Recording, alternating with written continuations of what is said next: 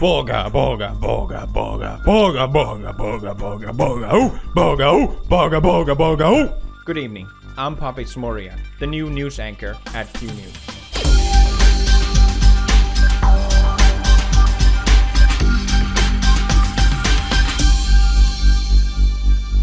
Q News. Our first story comes from YouTube. YouTube is cancelled. That's right. YouTube is fined $170 million for collecting children's personal data. Big oopsie. Very large oopsie by YouTube. The FTC fined Google $136 million. They are forced to pay an additional $34 million to the state of New York. Why? I don't know. Because they collected children's personal data. This is actually an old story that happened back in September, but now it looks like it's affecting everyone, every single person on the platform. It's pretty nuts. I didn't think it was a big deal at first, but the more I look into it, the more I realize this is actually a huge deal. YouTube has previously said that it's for 13 years and older. If you sign up for YouTube, you can't do it unless you're over 13. I don't know exactly how it works, but they have the Kids app for people younger than 13 because it's illegal to collect personal data on kids. That's how YouTube gets their advertising revenue. That's how I make my money, because you get targeted ads based on personal data, which are obviously much more worth than, I don't know, normal ads, I guess. That's Google's whole business model. If you didn't know that, well, I don't know what to tell you. So what the government of USA, even though it's American based, it still applies worldwide because obviously YouTube is located in America. America has this government-run facility called the FTC. I don't know if this is correct, but they have this, I don't know what to call it, an act called COPPA, which is Children's Online Privacy Protection Act. And it's to protect kids online, which makes sense. You know, I don't think collecting kids' data is good. I don't want that. No one is arguing for that. And I think it's really confusing to me because obviously YouTube has the Kids app. So what's the issue? I assume what happened was that YouTube created Kids app and said, okay, well, this is where all the kids goes. But then FTC comes back and be like, actually, you know what? Kids are still watching YouTube on YouTube. This is not enough. And that's why they got the fine. But then again, why is it YouTube's fault that your kid is going online? It's such an American take on things. It's never the parents' fault. It's always someone else's fault. So now what every YouTube creator has to do is they have to make a choice when they upload a video saying, was this video made specifically for kids or was it not made specifically for kids? And YouTube uploaded this video to instruct about it. If you create content for YouTube, this video is very important to watch as it describes changes to the upload process, all of your existing videos, and potentially your monetization. So what you have to do now is you have to go into your advanced settings and you can say, no, my videos isn't made for kids. Epic. Okay, fine. That solves the problem, right? Now YouTube knows. In addition to this setting, we'll use machine learning systems to help us find content that is clearly made for kids. That's cool. Machine learning has always worked really well on YouTube. Is this like the opposite edgy apocalypse? Before you couldn't make edgy content, now you're not allowed to make family-friendly content. It's so confusing. Well, regardless, you know, it seemed like the liability was on YouTube. YouTube is getting fined. Federal Trade Commission made a statement, and it's pretty shocking. The analogy that I think of is the expression about shooting fish in a barrel. YouTube is the barrel, and the content creators are the fish. Did he just say he's going to shoot us? There will be consequences. Jesus Christ, this guy's terrifying. There will be consequences. What did I do?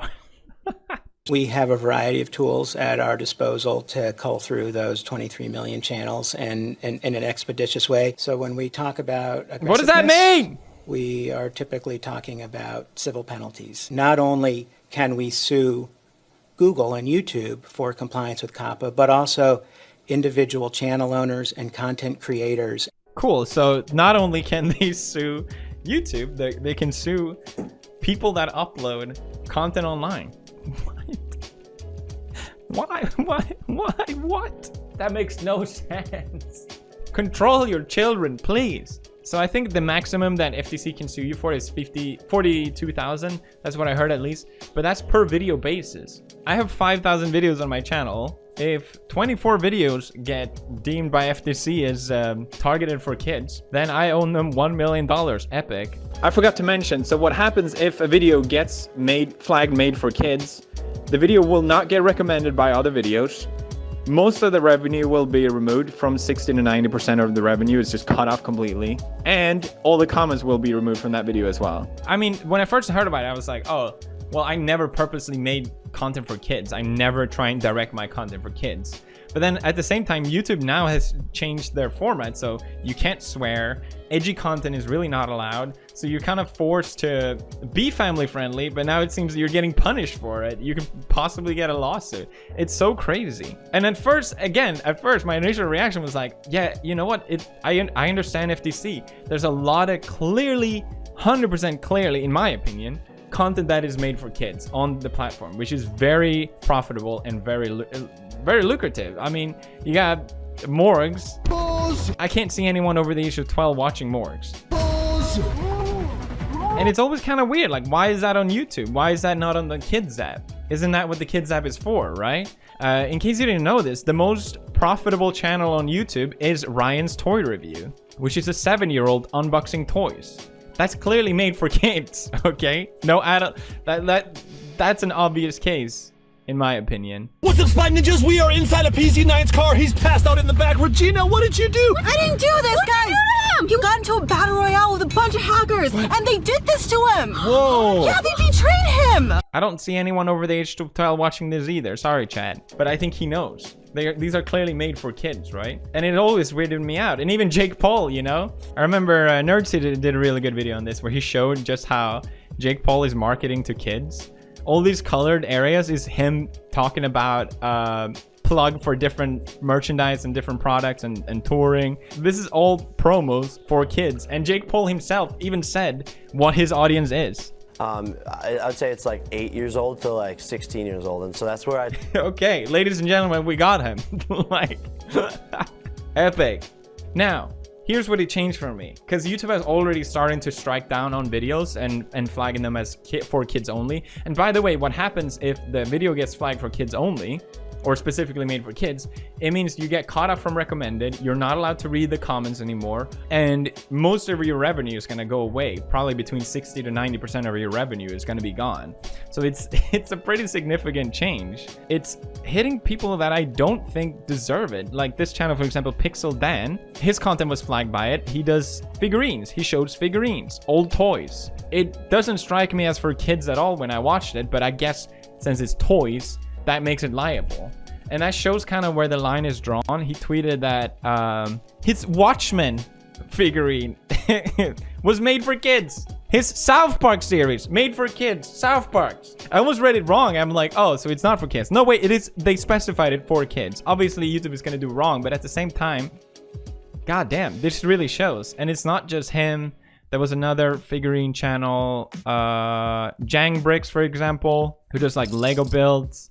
Adults can enjoy this stuff. I enjoy this stuff. It's like Max Mofo, who does Pokemon card unboxing. He's clearly not made for kids, but it wouldn't surprise me if he gets flagged as well. Delightful, who made the point of, why, am I supposed to swear now? Is that what's happening? Because I'm doing doll videos?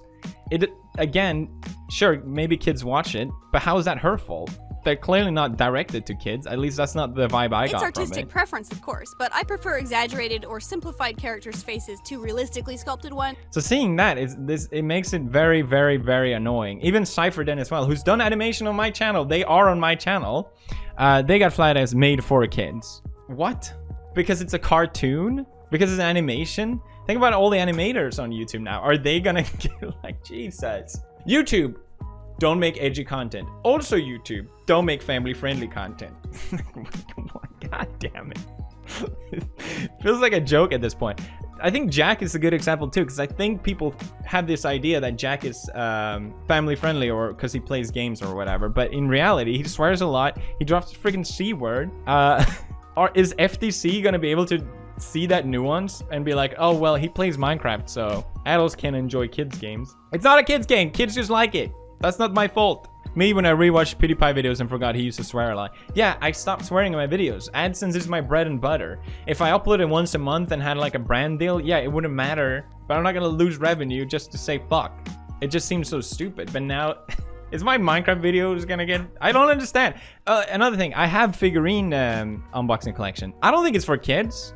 But looking at how YouTube is looking at these videos, how do you respond to that? It feels like I'm supposed to hit this is made for kids, even though I don't think it is. And then if FTC says, oh, by the way, you flagged this as for kids, we're going to sue you or whatever.